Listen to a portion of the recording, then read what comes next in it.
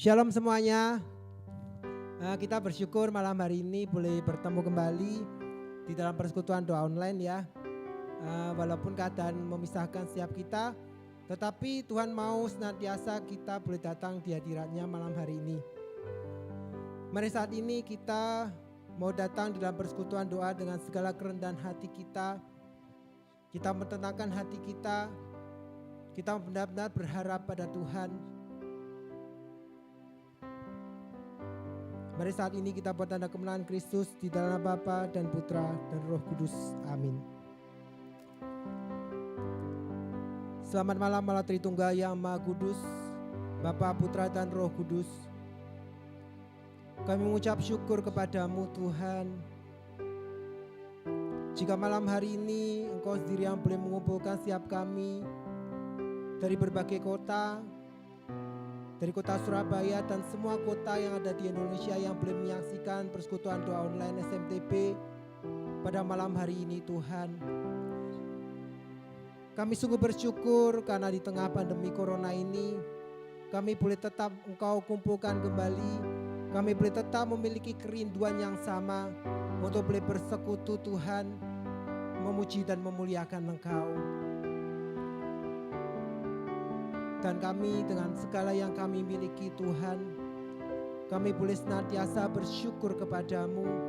Apapun yang terjadi dalam hidup kami saat ini Tuhan, satu hal yang kami percaya, bahwa Engkau Allah yang senantiasa menyertai setiap kehidupan kami.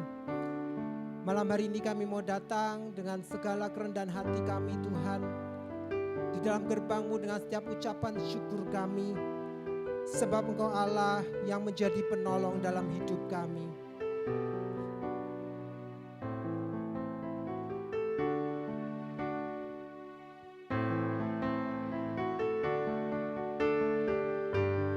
Sungguh Kau Tuhan penolong dalam hidupku. Kau Tuhan penolong dalam hidupku. Ku percaya hanya kepadamu. Apapun yang terjadi kami percaya Engkau yang boleh memegang kami Tuhan. Tanganku dan tuntun langkahku. Yesus, Kau perlindunganku. Kau Tuhan, Kau Tuhan. Sungguh Engkau kekuatan dalam hidup kami Tuhan. Penolongku dalam kesesakan. Kau gunung batuku dan pertahananku.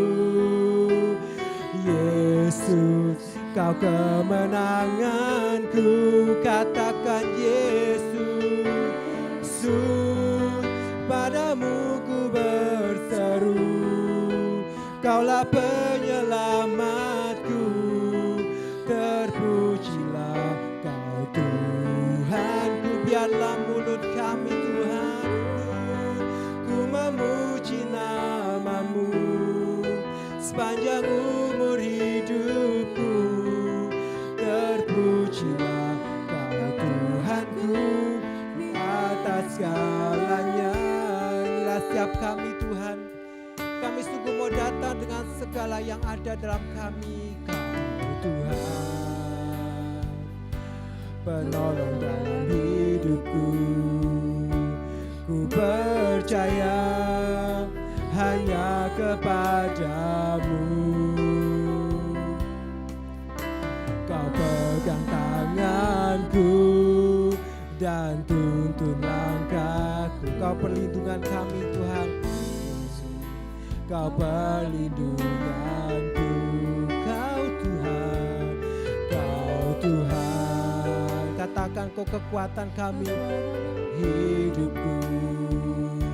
Penolongku dalam kesesakan. Sebab Kau gunung batu kami Tuhan. Kau gunung batuku dan pertahananku. Tahananku.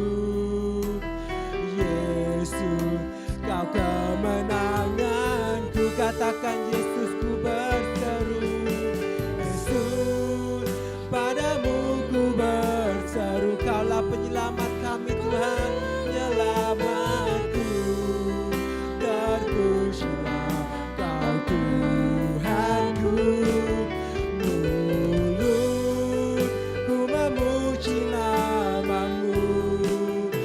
sepanjang umur hidupku.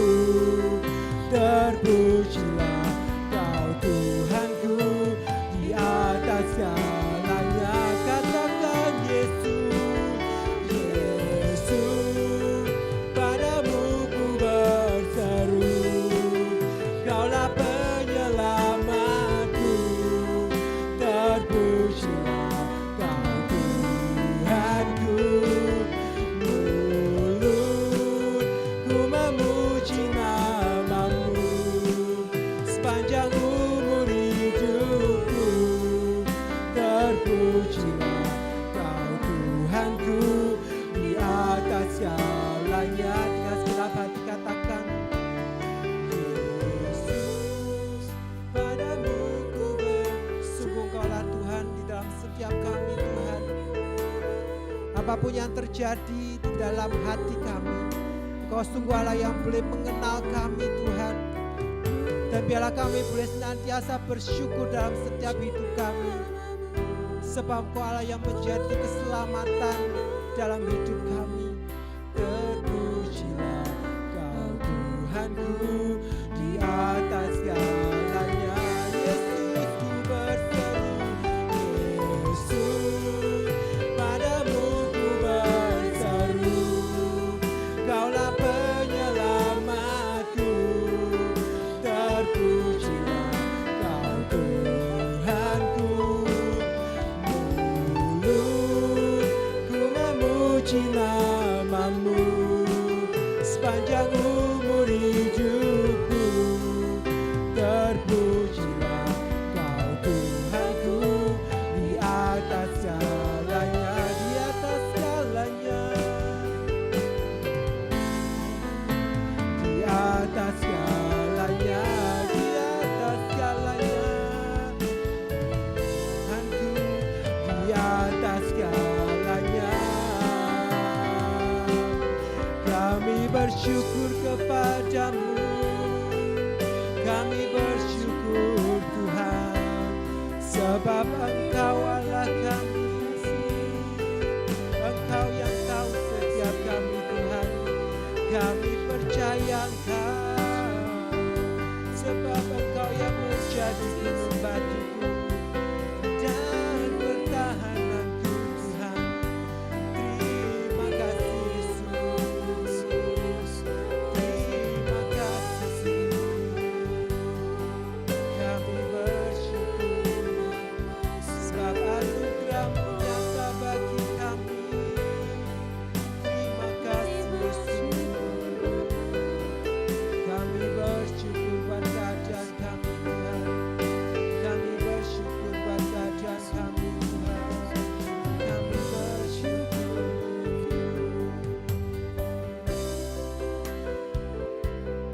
Kami bersyukur Tuhan.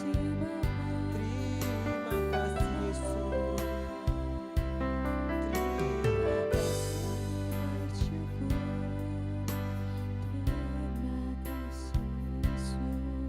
Terima kasih Tuhan. Kami sungguh merasakan Kau bekerja di dalam setiap kehidupan kami Tuhan. Kami tahu di dalam setiap rasa syukur kami ada kuasa-Mu sendiri yang boleh bekerja di dalam setiap hidup kami Tuhan. Apalah arti kami di hadapan-Mu selain kami boleh bersyukur dalam segala keadaan kami Tuhan. Dan kami percaya bahwa rancangan-Mu jauh melebihi dari pada ketakutan yang boleh ada di dalam setiap kehidupan kami Tuhan.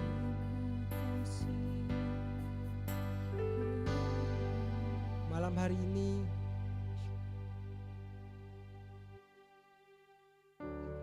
sungguh kami mau datang di dalam hadirat-Mu Tuhan.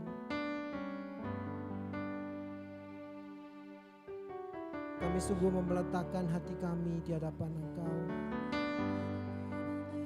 Kami sungguh mau merasakan kuasa-Mu sendiri yang boleh bekerja Tuhan malam hari ini.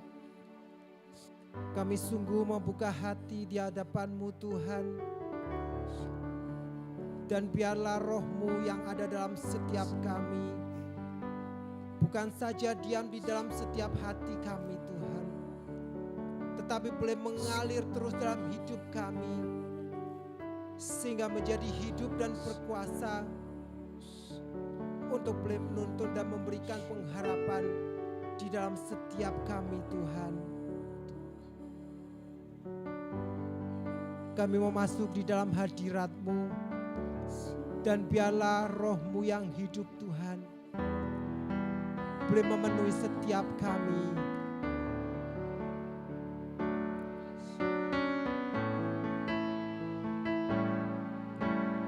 Roh-Mu yang hidup penuhiku, mengalir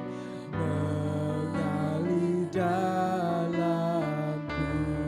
Jiwaku tenang, Tuhan.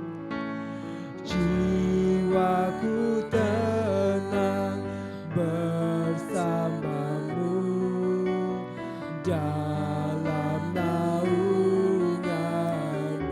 Mari saat ini kita buka hati kita di hadapan Tuhan. Hati untuk jamahan-Mu berserah penuh di hadirat-Mu. Kau ambil alih seluruh hidupku di altar-Mu, menyembah-Mu. Dan biarlah Roh-Mu yang kudus memulihkan setiap kami, Tuhan. Roh-Mu yang kudus, pulihkanku, sebab Kau yang memberikan kedamaian. Engkaulah damai. Ku hidup karena anugerah-Mu. Ku hidup oleh anugerah-Mu yang menyertaiku, yang menyertaiku, yang menyertaiku. Ku buka hati untuk jamahan-Mu berserah penuh di hadirat-Mu. Kau ambil alih seluruh hidupku di altar-Mu, menyembah-Mu. Ku buka hati kami, Tuhan, hati untuk jamahan-Mu berserah penuh di hadirat-Mu. Kau ambil alih seluruh hidupku di altar-Mu, menyembah-Mu. Ku buka hati kami, Tuhan, untuk jamahan. Mari Tuhan, Kau sendiri yang boleh melawat kami di hadirat. Biarlah Kau yang mengambil setiap hal hidup kami, Tuhan.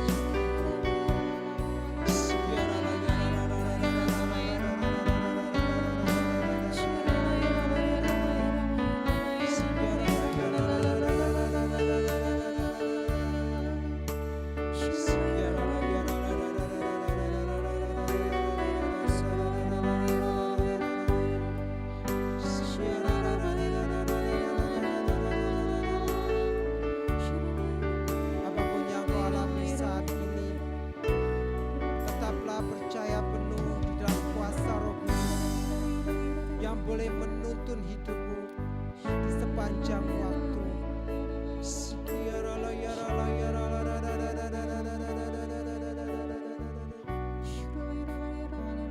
Sebab apapun yang terjadi dalam hidupmu saat ini, Tuhan tengah bekerja untuk mendatangkan segala kebaikan di dalam seluruh hidupmu. Karena itu percaya pada kuasa Roh Kudus yang telah diberikan Yesus bagi engkau. Sebab Roh Kudus itu yang boleh menuntunmu dan boleh memberikan kekuatan yang penuh di dalam hidupmu.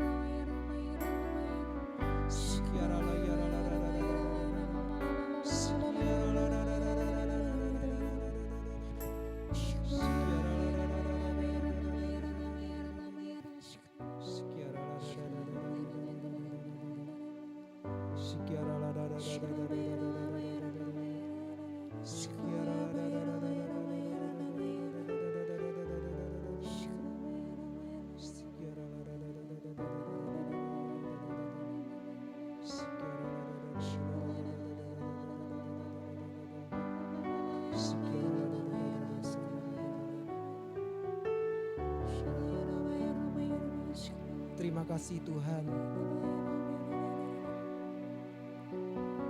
untuk curahan Roh Kudus-Mu yang boleh ada dalam setiap kami, yang malam hari ini boleh bersekutu bersama Tuhan.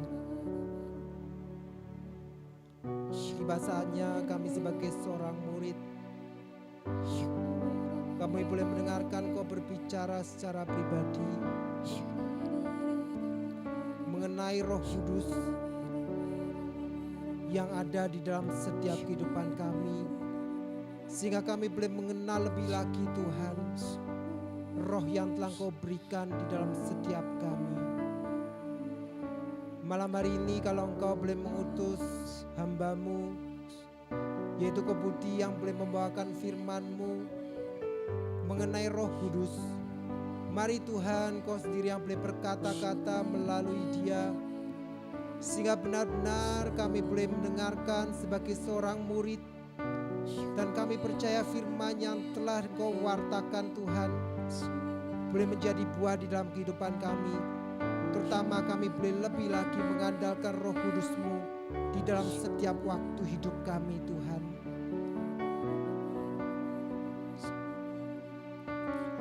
Inilah setiap hati kami Tuhan. Kami mau siapkan setiap kami di dalam Engkau.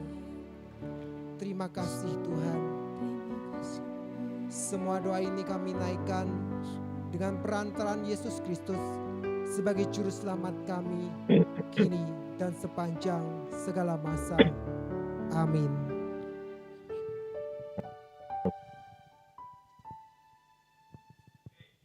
Oke, shalom semuanya. Suara saya kedengaran ya, Alfat? Oke, ya, shalom teman-teman semua. Jadi bertemu dengan saya. Mungkin yang belum kenal, jadi saya perkenalkan diri. Jadi nama saya Kak Budi Kusumo. Jadi pelayanan saya di Badan Pelayanan Keuskupan Surabaya di BPK Surabaya sebagai pewarta. Jadi kebetulan di sini saya diminta dari pihak para teman-teman di SMTB, terutama Anselmus ya, si Ansel juga minta nanya. Hari ini kita akan membahas firman Tuhan berjudul Holy Spirit is my best friend. Roh Kudus itu adalah teman baikku.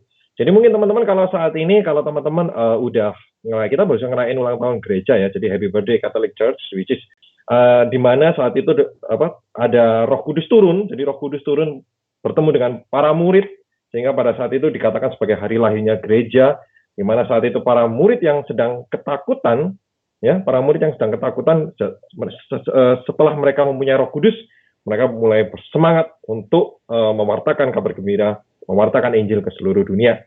Jadi hari ini kita akan berbicara tema Holy Spirit is my best friend.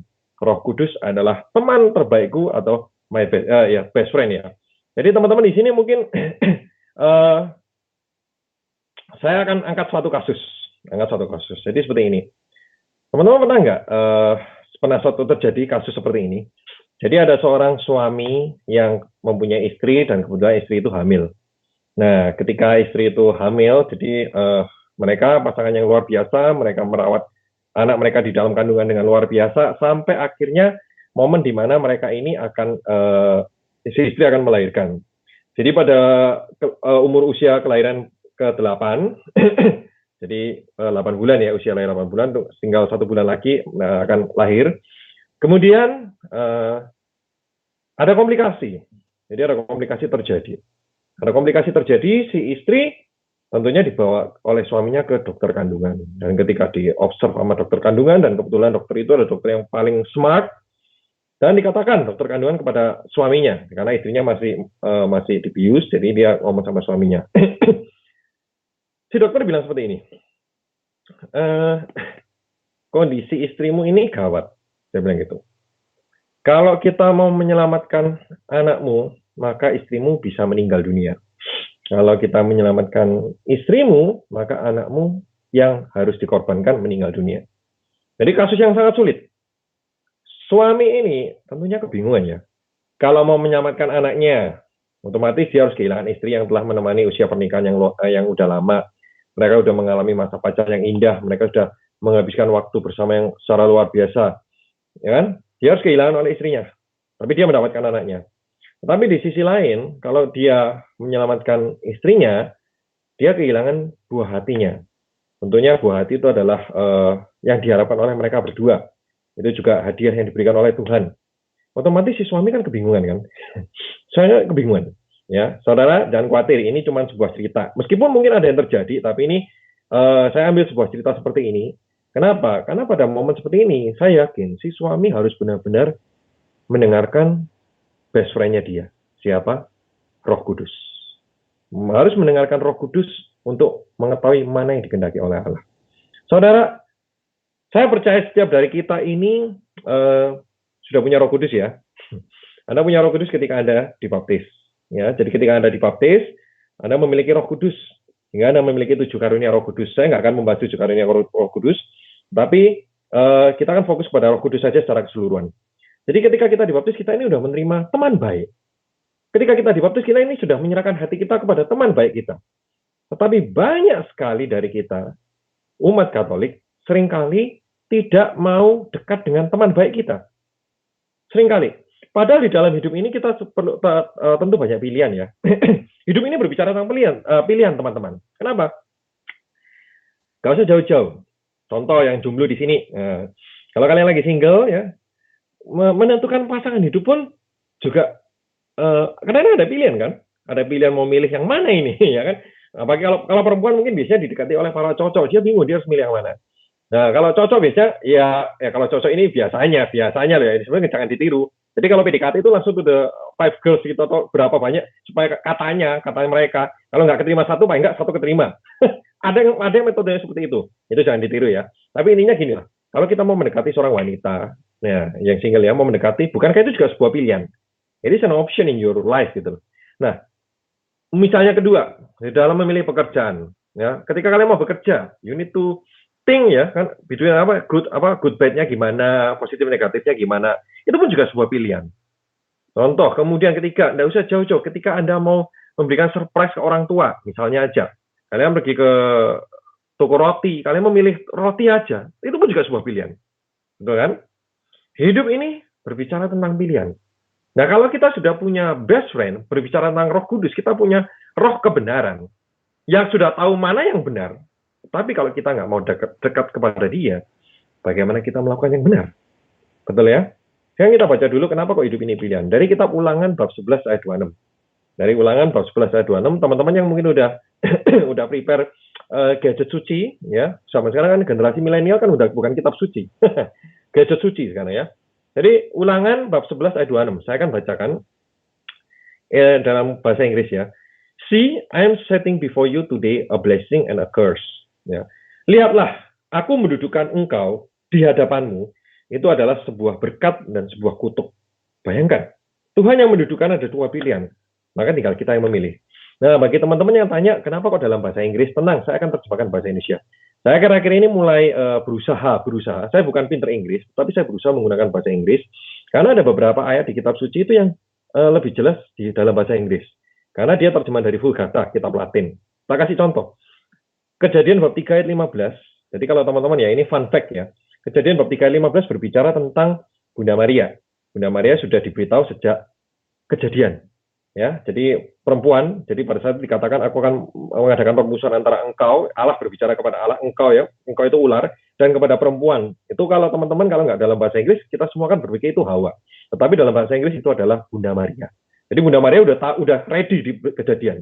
Ya ini fun fact. Ya itu in English. Jadi nggak apa-apa, tapi tetap saya akan bantu terjemahkan. Jadi di sini dikatakan bahwa Ulangan pasal 11 ayat 26 berbicara bahwa di dalam hidup ini Tuhan sudah memberikan kehendak bebas. Tuhan sudah, dan dalam hidup ini kita juga menjalani banyak pilihan. But God did not let us walk alone. Dia mengirimkan Roh Kudusnya. Begitu pula kan ketika para rasul di ruangan itu. Apa yang dilakukan mereka? Mereka berkumpul. Apakah Tuhan meninggalkan begitu saja? Oke, para rasul, gue ke surga dulu ya. Capek gue di dunia, tugas gue selesai. Ya oke, lu lanjutin deh, beres, lanjutin aja. Gue balik ya. Kan enggak juga kan? Tetapi Yesus mengirimkan Roh Kudus. Ya, mengirimkan rohnya untuk menemani, to become the apostles' best friend, untuk menjadi teman terbaik dari para rasul. Nah, teman-teman, sudahkah kita menggunakan roh kita, Roh Kudus kita yang telah diberikan? Sudahkah? Roh Kudus juga berbicara tentang hikmat lah, keputusan kita perlu hikmat, betul kan? Di dalam menentukan keputusan kita juga perlu hikmat. Nah, kan banyak yang tanya loh, terus bagaimana mendapatkan hikmat itu, Kak? Bagaimana aku bisa tahu apa yang diinginkan Roh Kudus? Katanya Roh Kudus my best friend. Maka kalau yang namanya teman itu pasti ada percakapan dua belah pihak kan? Nggak mungkin kalau aku ngomong sama si, oke aku punya best friend. Apa best friendmu? Best friendku misalnya ini buku tabungan, ini best friendku. Terus aku ngomong-ngomong, gimana ya? Aku mau milih jodoh. Kamu milih mana? Kan nggak mungkin kan? Akhirnya kita jadi satu arah. Tetapi kita di sini belajar bahwa Roh Kudus itu juga berbicara. Sikap hati yang perlu kita ambil ada di kitab Amsal bab 9 ayat 10. Ya, teman-teman mungkin bisa catat Amsal bab 9 ayat 10. Di sini dikatakan bahwa the fear of the Lord is the beginning of wisdom, and knowledge of the Holy One is understanding. Saya ulangi ya. The fear of the Lord is the beginning of wisdom, and knowledge of the Holy One is understanding. Berbicara apa? Takut kepada Tuhan itu permulaan hikmat. Saudara, kalau kita berbicara Roh Kudus, kita juga berbicara hikmat. Karena Roh Kudus dan hikmat itu adalah satu kesatuan utuh dalam dogma Gereja Katolik. Jadi bukan berarti Roh Kudus itu punya hikmat, bukan ya. Hikmat itu sendiri adalah Roh Kudus. Ya, jadi berbicara kalau kita hidup ini kita berjalan dengan Roh Kudus, berjalan dengan teman baik kita, maka seharusnya hidup kita ini juga harus punya hikmat di dalam melakukan segala sesuatu. Apapun itu. Ketika Anda belanja, Anda mau beli kebutuhan sehari-hari deh, mau beli sampo, mau beli tisu, itu juga perlu hikmat. Banyak dari kita salah persepsi bahwa gini, Roh Kudus itu menangani masalah hidup. Ya sebenarnya nggak salah sih. Tetapi yang kita kurang adalah the Holy Spirit, ya, itu juga sangat-sangat peduli dengan hal-hal kecil di dalam hidup kita. Dia sangat peduli. Dia sangat peduli langkah yang Anda ambil. Dia sangat peduli gerakan tangan yang Anda lakukan. Dia sangat peduli bahkan mungkin pandangan mata Anda saat ini kemana, dia sangat peduli. Sangat-sangat peduli. Perasaan di dalam hati Anda merasa cemas, apalagi itu. Ngapain Roh Kudus ngurusi hal-hal kecil? Saudara, ada satu ayat kitab suci mungkin teman-teman pernah dengar. Yaitu pernah berbicara bahwa rambutmu pun terhitung. Betul ya? Rambutmu pun terhitung. Kalau dipikir-pikir, istri saya nggak pernah ngitungi rambut saya. Istri saya cinta loh sama saya. Cintanya luar biasa. Mengalahi bumi dan langit katanya. Tetapi dia nggak pernah ngitung rambut saya. Berarti masa kurang cinta gitu. Nah, ya kan? Roh Kudus, dia menghitung jumlah rambut Anda. Yang jatuh pun dia tahu. Artinya apa? Your best friend itu sangat-sangat care about you. Sangat care about you melebihi Anda menyayangi diri Anda sendiri. Loh, bayangin. Roh Kudus menyayangi Anda lebih dari Anda menyayangi diri Anda sendiri. Coba bayangkan. Jadi saudara, hari ini saya mengajak teman-teman, jadikan Roh Kudus itu your best friend. Jadikan, jangan letakkan dia di samping. Contoh letakkan di samping, ketika kita membuat suatu keputusan, kita mau memulai hari, kita nggak pernah berdoa. Tapi kita biarin, oke lah, aku pagi mau periksa gadgetku, ada WA dari mana, rekan kerja, ada WA dari pacarku mungkin, atau apapun itulah. Kita put aside the Holy Spirit, and sometimes we do not call him back. Kita nggak datengin dia lagi. Kita nggak call dengan doa ya, by praying to him. Enggak. Hari ini kita berbicara bahwa kita perlu Roh Kudus untuk menjalani hidup sehari-hari. Kita perlu hikmat. Jangan hanya pernah mengandalkan pemikiran manusia. Contoh, kalau menurut pandangan dunia, orang yang berhikmat itu adalah orang yang punya gelar tinggi. Betul ya? Kalau Anda punya gelar profesor, doktor, mungkin bachelor degree, master degree, apapun itu gelarnya, kita menganggap orang itu, ini pasti punya pengetahuan dan pasti bisa memberikan hal yang benar. Kita sering berpikir seperti itu. Nggak salah. Itu berbicara knowledge. Tetapi kalau berbicara wisdom, itu beda. Kalau berbicara wisdom, itu bukan the higher the title, the wiser the person. Bukan seperti itu. Tetapi kalau berbicara wisdom, itu adalah the closer to him, the wiser the person. Saya ulangi lagi ya. Kalau berbicara pengetahuan, betul, the higher the title, the wiser the person. Tetapi kalau berbicara hikmat kebijaksanaan, berbicara teman baik kita, the closer to him, the wiser the person. Kita belajar dari mana sih? Santo Petrus. Coba sih teman-teman, Santo Petrus itu seperti apa sih? Beliau tidak punya gelar seperti orang Farisi. Betul kan? Dia bukan pemimpin agama Yahudi yang top. Kalau yang Paulus itu kan, top. Dia sempurna secara pelaksanaan hukumnya. Dia sempurna sekali. Rasul Paulus, seorang nelayan. Kalau Anda ditanya, kamu ahli teologi nggak? Rasul Petrus. Kamu ahli teologi nggak, Rasul Petrus? Ya mungkin diguli sama dia dulu. Aku ahlinya perikanan. Kalau kamu tanya aku, jam berapa harus nangkap ikan, ya kan? Dia kan fisherman kan? Terus buat kapal yang baik itu seperti apa? Membaca cuaca. Mungkin kalau perlu membaca langit untuk mengetahui arah pulang, ya toh. Terus apapun, semua tentang perikanan dia bisa. Tapi saudara, Anda belajar ketika dia mengalami Pentakosta, dia bertemu dengan teman baiknya. Apa yang dia lakukan? Setelahnya, apa yang dia lakukan setelahnya? Dia bisa berkhotbah firman Tuhan yang membaptis ribuan orang. Bayangkan, saya tidak pernah tahu di sekeliling saya, pewarta-pewarta, sekali khotbah semuanya dibaptis. Langsung minta dibaptis masuk gereja Katolik, langsung semuanya katekumen, ribuan orang masuk katekumen, tidak ada. Meskipun orang pewarta itu gelarnya teologi. Tetapi kalah sama orang fisherman, orang nelayan. Anda bayangkan ya, kalau Anda saat ini di Surabaya, coba. Bisa bayangin ya, Anda pergi ke Kenjeran, kan banyak nelayan di sana. Itu khotbah langsung ribuan orang masuk percaya Yesus. Kan secara logika, impossible. Tetapi bagi Tuhan, tidak ada yang mustahil. Saudara, kenapa seringkali kita lupa, kita mengalami, mungkin saat ini Anda sedang mengalami masalah tertentu. Apapun itu, masalah itu mungkin dengan keluarga, masalah itu dalam pekerjaan, dengan rekan kerja, masalahnya nggak selesai-selesai. Karena seringkali kita lupa melibatkan Roh Kudus, kita lupa minta hikmat, kita lupa meminta pencerahan dari Dia apa yang harus kita lakukan sehingga masalah itu selesai. Karena kalau orang berusaha menyelesaikan masalahnya dengan kekuatan sendiri, masalah itu akan terjadi berulang. Karena dunia ini prinsipnya sebab akibat, aksi reaksi, sebab akibat. Karena prinsipnya seperti itu. Jadi kita, karena tindakan kita nggak maksimal, nggak sesuai dengan Roh Tuhan, Tuhan kan sudah lihat akhir dari masalah kita. Akhirnya kita ini berkulat di depan aja. Padahal Tuhan lihat, kamu kalau ikut aku dari sini, kamu masalahmu udah selesai di akhir. Ini kuncinya. Nah, sekarang yang jadi pertanyaannya gini, Kak, bagaimana sih kalau kita itu bisa roh di dalam teman baik saya, Roh Kudus saya, itu bisa hidup, bisa living in my life gitu. Saudara, nggak ada jalan lain selain you need to fix your prayer life. Kita harus memperbaiki kehidupan doa. Klise ya, teman-teman. Aku udah tahu. Kalau doa itu hamblenger aku tahu. Loh, doa itu gampang, saudara. Doa itu mudah. Praise and worship itu mudah. Doa rosario mudah. Yang susah apa? Komitmen. Ya kan? Komitmen yang susah. Rosario sekali, bolehlah. Enteng, 20 menit selesai. Ya, paling lama 30. Kalau ada renungan, direnungi 40 menit beres. Setiap hari rosario. Mikir, saudara. Capek aku hari ini. Capek. Saudara, komitmen itu adalah bukti cinta kita. Saya katakan ya, Cinta itu bukan berbicara perasaan, berbunga-bunga, I'm falling in love gitu. No, cinta itu komitmen dan memberi. Itu adalah cinta. Regards your feeling, itu adalah cinta. Jadi ketika kita mau dekat sama teman baik kita, maka kita harus tahu caranya.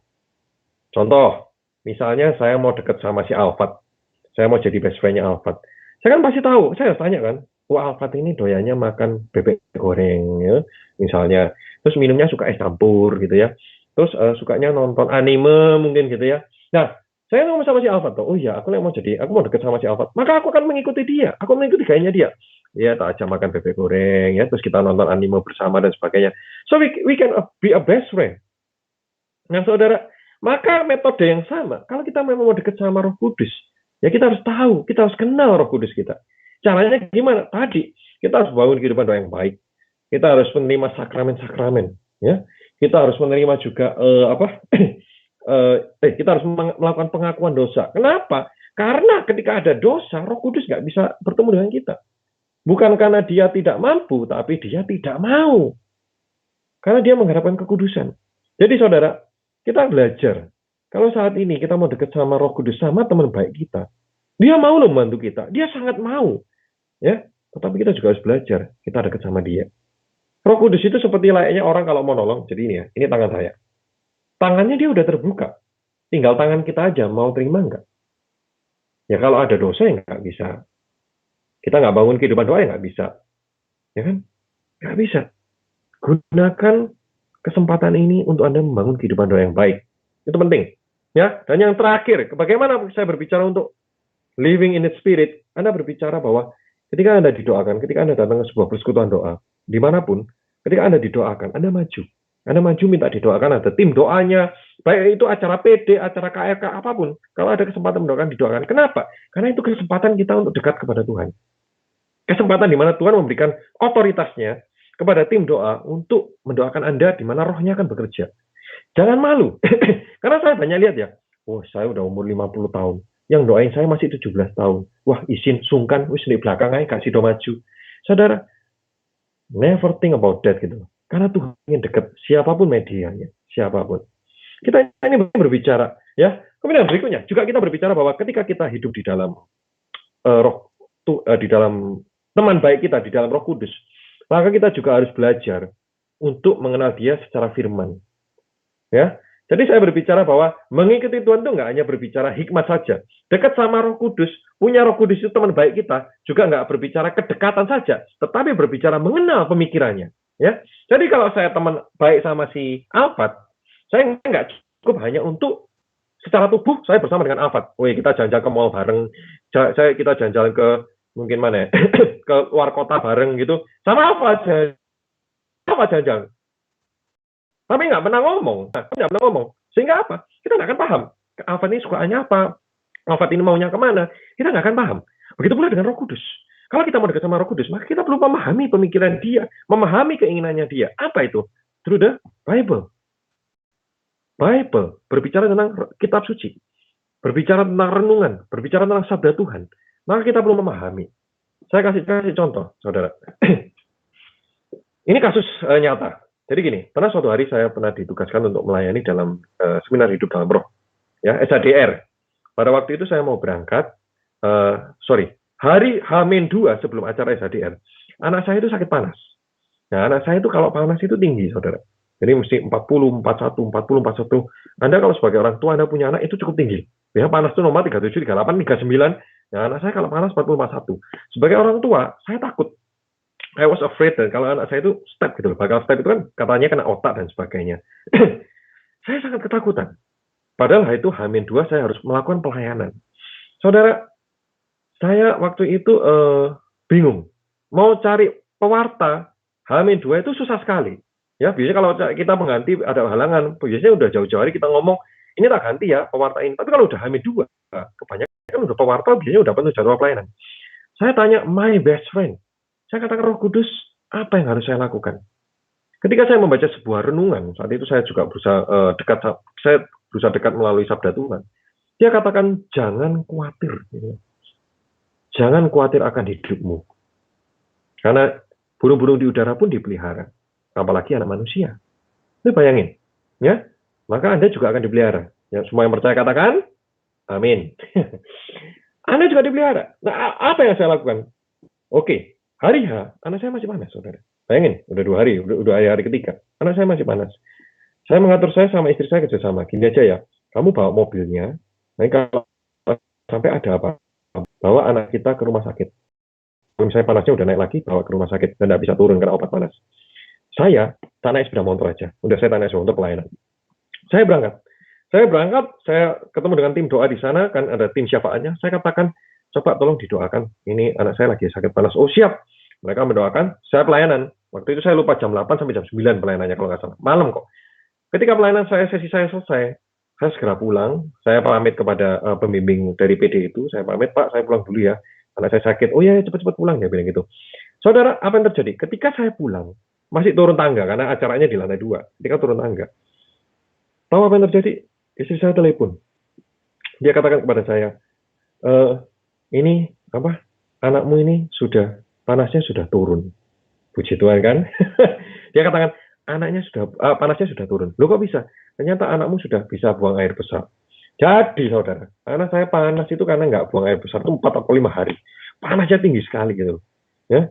Jadi justru ketika pelayanan, ketika saya melakukan kehendak kebenaran dari teman baik saya, pemulihan terjadi. Pemulihan terjadi. Begitu pula dengan Anda.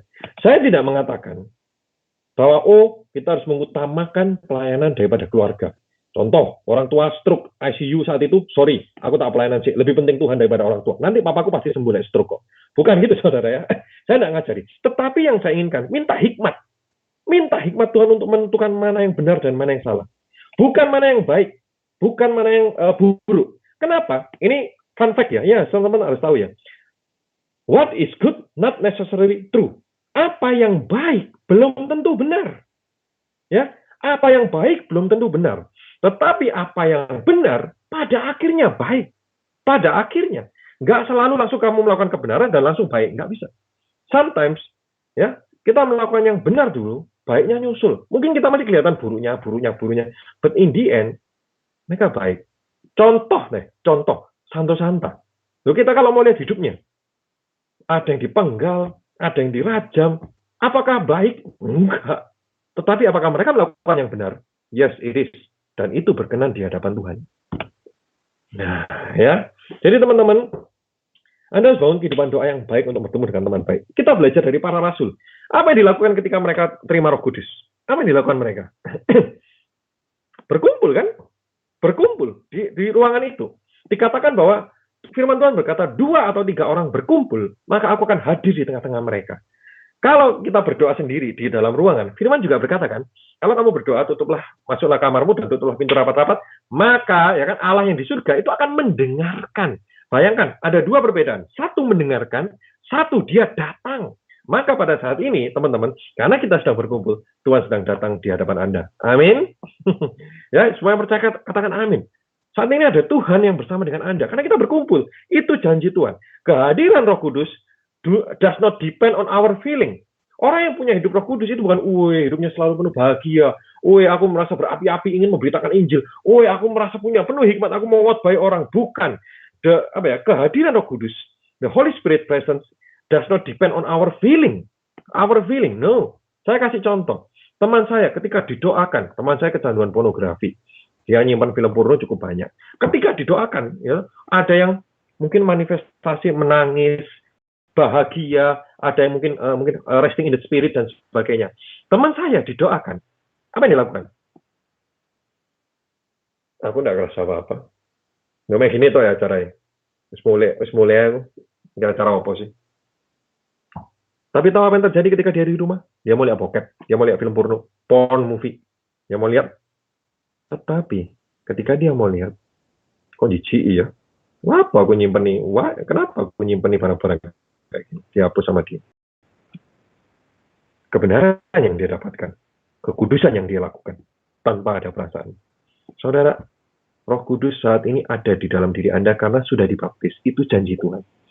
Sekarang tergantung kita mau membangkitkan atau tidak. Ya. Ciri-ciri orang yang hidup di dalam Roh, ciri-ciri orang yang kepenuhan Roh Kudus, dia tidak akan tersinggung.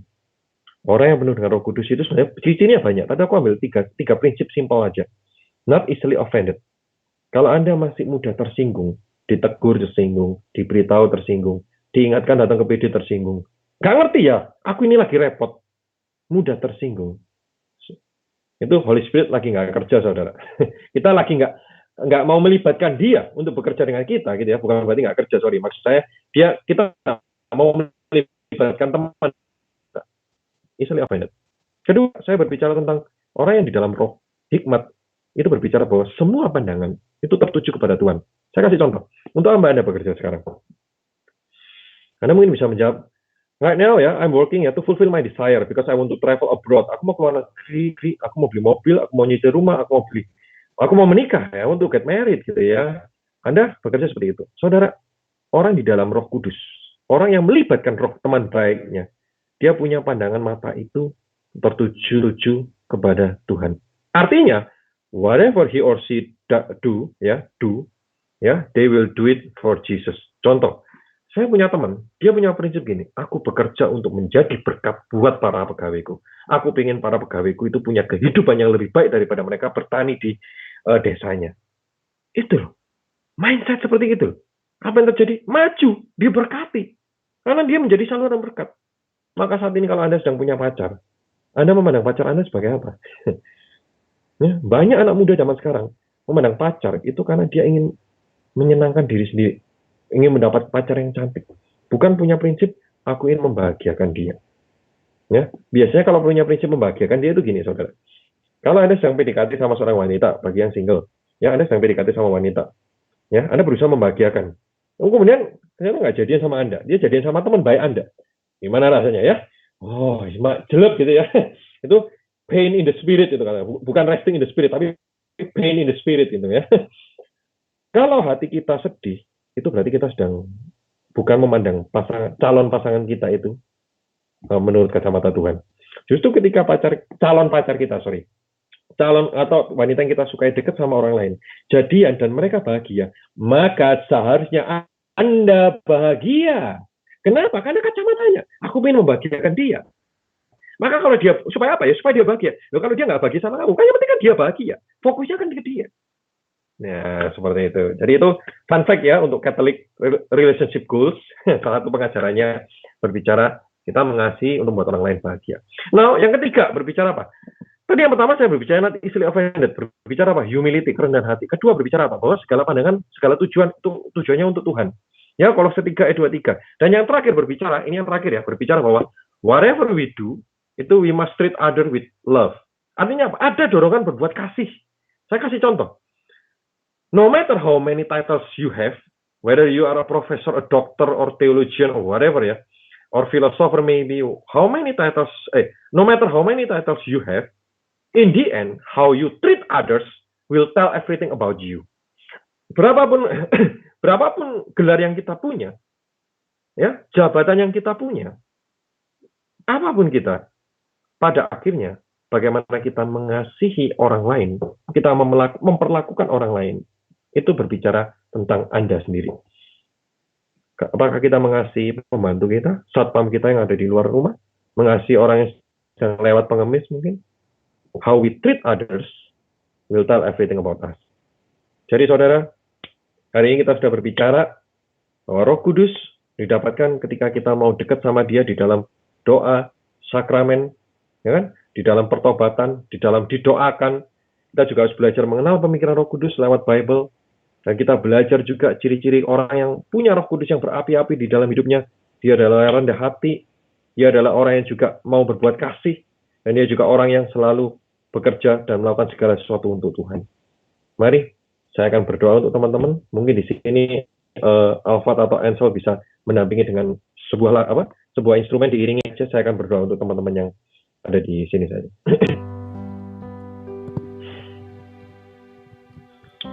Di dalam nama Bapa dan Putra dan Roh Kudus. Amin. Selamat malam Bapa di surga. Kami mengucap syukur untuk setiap kebaikan yang boleh kami terima saat ini. Terima kasih Tuhan, sebagaimana Kau lihat para viewers saat ini yang sedang online. Kau lihat hati mereka saat ini, Mereka telah menerima sabdamu. Bagaimana mereka boleh memahami? Mereka boleh memahami bahwa mereka telah memiliki Roh Kudus. Mereka memiliki teman baik Tuhan dalam hidup mereka. Namun seringkali kita put aside our best friend. Kita seringkali sibuk dengan kesibukan dan berusaha memecahkan dengan our wisdom, Lord. And we forget about you. Dan kita lupa untuk meminta hikmat, meminta pertimbanganmu, meminta jalanmu. Di mana kami putar-putar dalam masalah kami, serasa masalah itu nggak selesai-selesai Tuhan. Tetapi kami sadar, jika kami boleh berjalan di hadapan, kami boleh memilih solusi kami. Saat ini Tuhan berkata kepada mereka yang punya masalah di dalam pekerjaannya. Tuhan berkata kepada engkau, belajarlah saat ini untuk bersabar. Janganlah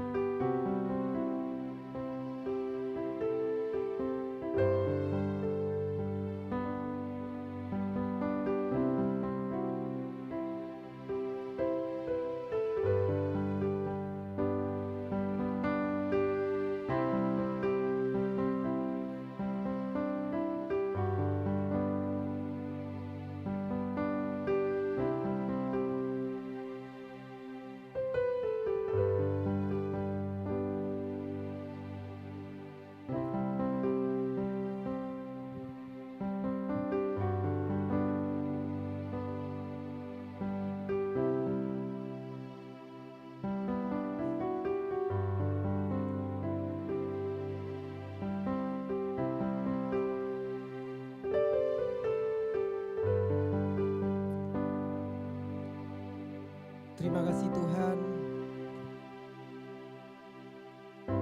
Kalau malam hari ini kami boleh belajar satu hal, bahwa Roh Kudus yang telah Kau berikan bagi setiap kami merupakan teman terbaik dalam hidup kami Tuhan. Dan biarlah kami boleh benar-benar percaya akan setiap tuntunan Roh Kudus-Mu di dalam setiap kehidupan kami Tuhan. Dan biarlah memenuhi setiap kehidupan kami. Dan kami percaya berkat-Mu juga turun atas Kebudi yang telah membawakan firman-Mu pada malam hari ini Tuhan. Engkau boleh berkati keluarganya, Engkau berkati apa yang senantiasa diwartakan oleh Kebudi, sehingga boleh memberkati setiap orang yang mendengarkan pewartaan firman-Mu Tuhan. Dan biarlah kami yang juga mendengarkan firman boleh senantiasa percaya akan Engkau. Terima kasih Tuhan. Untuk malam hari ini kami boleh bersekutu bersama. Dan kami percaya urapan Roh Kudus-Mu turun atas setiap kami. Kami mau serahkan setiap keluarga kami, pekerjaan kami Tuhan, komunitas kami, kota Surabaya yang saat ini sedang menghadapi pandemi corona Tuhan, yang mengalami status pandemik yang sangat tinggi. Tapi kami percaya kami meletakkan setiap kota-kota yang ada di Indonesia, khususnya kota Surabaya ini Tuhan, sehingga pandemi corona ini juga akan berakhir dengan cepat Tuhan, sehingga kami boleh beraktivitas kembali dengan normal. Kami meletakkan seluruh dunia ini ke dalam tangan-Mu Tuhan, yang juga bersama-sama berjuang untuk melawan pandemi corona ini. Kami percaya Tuhan, biarlah setiap orang yang saat ini menghadapinya boleh menghadapi dengan penuh keberanian, dan mereka juga boleh peroleh kekuatan yang penuh karena Engkau Allah yang boleh bekerja di dalam segala sesuatu.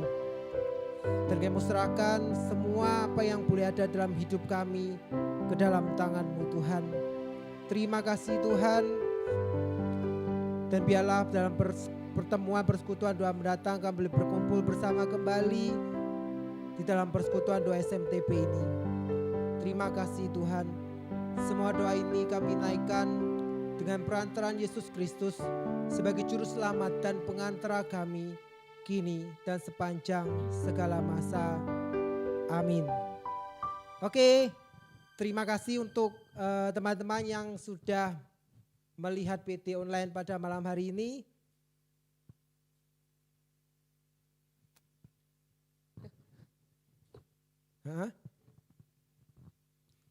Nah, persekutuan doa untuk bulan depan tanggal berapa ya?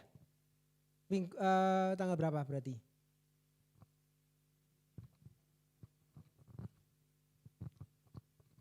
Jadi hari Selasa yang pertama. Nah, kebetulan bulan Juli akan jatuh di tanggal 7. Coba cek di kalendernya masing-masing ya. Mungkin apa saya keliru lihat atau apa, tapi itu kayaknya tanggal 7. Jadi kita akan berkumpul bersama. Ya, kita berharap kalau bulan depan pandemi sudah berakhir kita bisa PT offline. Tetapi kalau kita tidak bisa PT offline maka kita akan bertemu kembali di dalam PT online. Oke, terima kasih semuanya.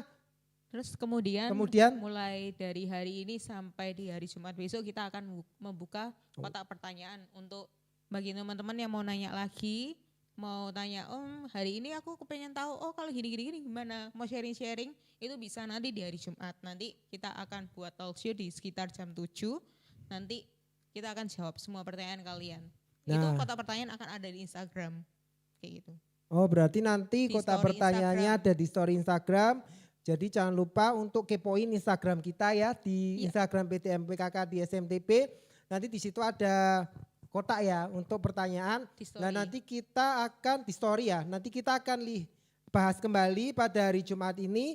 Kalau ada teman-teman bertanya tentang segala sesuatu, nanti kita akan bahas bersama hari Jumat. Oke?